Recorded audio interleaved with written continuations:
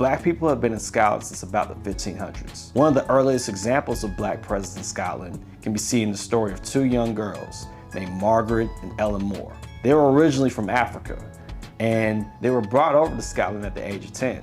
Now, it's not known exactly how they came over, but one of the theories is that they were brought over by Portuguese slave traders. When they arrived in Edinburgh, Scotland, they went to go work in the castle of King James IV, under the authority of his daughter, Lady Margaret.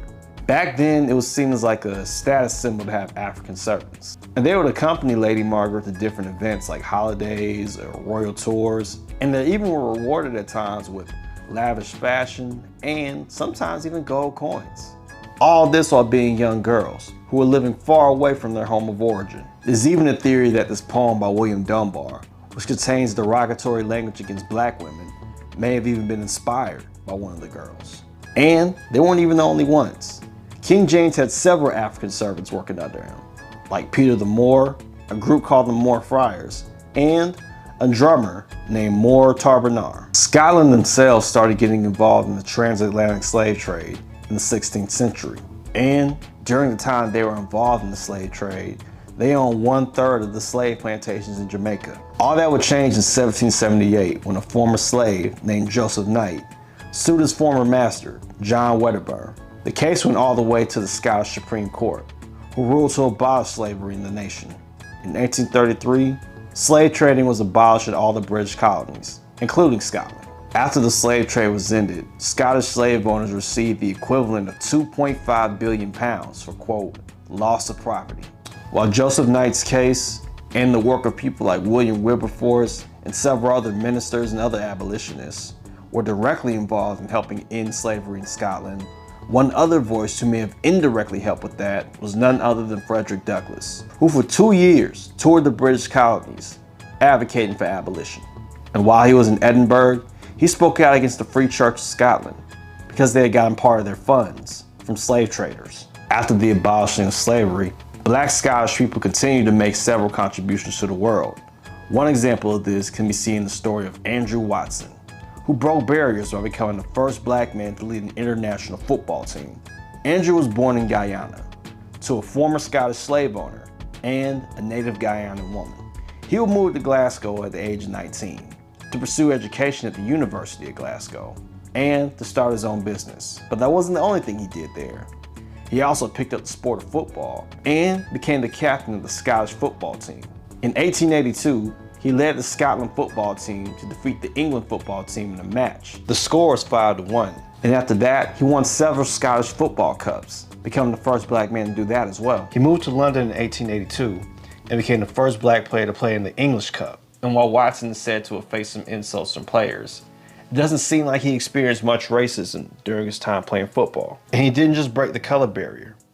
According to the founder of the Scottish Football Museum, he's said to have changed the very way that the sport is played. In 2012, he was inducted into the Scottish Sport Hall of Fame. Then there's Arthur Roberts, one of the few black men to serve in the Scottish Regiment during World War I. His story was virtually unknown until about 2004, when a couple bought a home in Glasgow and found letters, pictures, and diaries all about Arthur's experience in World War I. Arthur was the son of David Roberts and Laura Durham, an African Caribbean man and a West Country woman. He grew up in Glasgow and volunteered to serve at the age of 20 with the King's Own Scottish Borderers and with the 2nd Battalion Royal Scots Fusiliers from 1917 to 1918. He was stationed in France, and his grasp of the French language assisted him greatly while he was out there. One of the most significant battles that he was a part of was the Battle of Passchendaele, which was fought in Belgium. It had members of the Allied forces going up against the German forces. The Allied forces would win this battle, but not without significant casualties, as over 200,000 Allied soldiers died. Arthur's battalion alone suffered more than 200 casualties. During that conflict, he witnessed many horrors, which he wrote about in his diary. In one entry, he talked about seeing someone's head being blown off while he escaped death. He even drew sketches of the war scenes that he saw. Luckily for Arthur, despite the hardships that he had seen, he was well liked by his colleagues and didn't report experiencing any racism. After the war was over, he went back to his hometown of Tradeston and became a marine engineer. He passed away in 1982 at the age of 84. In his last days, Arthur had confided in a care worker that he felt that his story was forgotten about, especially during the Remembrance Sundays, which honored the soldiers that fought for the UK in World War I. His story remained virtually unknown until about 20 years after his death, when the son of Arthur Morag Miller found his diary in the attic of his new home. He asked me if I would like the cleansing department to come in and empty the house, or whether I would like a wee rummage through myself. And I decided to take the chance and have a wee rummage through myself, and that's how I discovered Arthur's diary. Those diaries became the basis of her book, As Good as Any Man, Scotland's Black Tommy.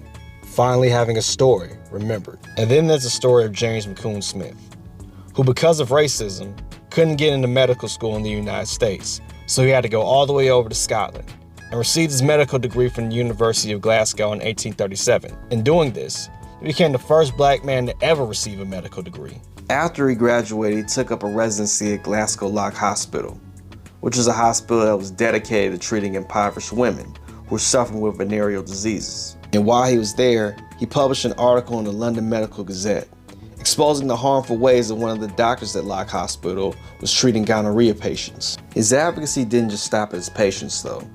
He was also a prominent member of the Glasgow Emancipation Society, an organization which is dedicated to promoting anti-slavery. And this cause was probably pretty personal to James, because he was actually born in slavery. He would eventually move back to his home state of New York and open up his own pharmacy, becoming the first black physician to do so. And he would die just 1 month shy of the 13th Amendment being ratified. I can go on and on, but the point is, black people have been in Scotland for a little while, and have even greatly contributed to society, both in Scotland and beyond.